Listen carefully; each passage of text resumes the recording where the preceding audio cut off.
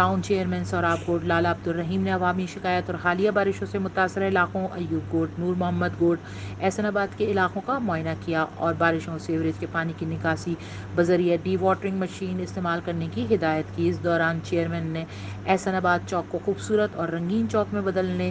54 inch فراہمی آب کی مین لائن کو کلیئر کرنے میں، سڑکوں کی تعمیر میں جہاں پانی کا رساؤ اس کی نشاندہی کرکے ادارۂ فراہمی آب و نکاسی کو ان کی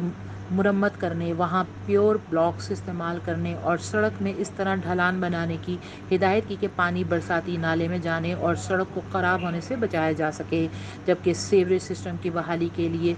ونچنگ مشین کے ذریعے نور محمد گوڈ کے اطراف کے علاقوں کی صفائی بارش سے قبل کروانے کی ہدایت بھی دی۔ مزید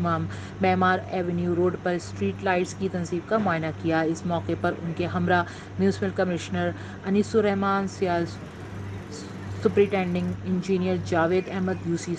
6، احسن آباد کے واٹر چیئرمین سرور خان غازی اور متعلقہ کونسل ممبران بھی موجود تھے۔ عبیرہ حسین، HQ نیٹ ورک، کراچی۔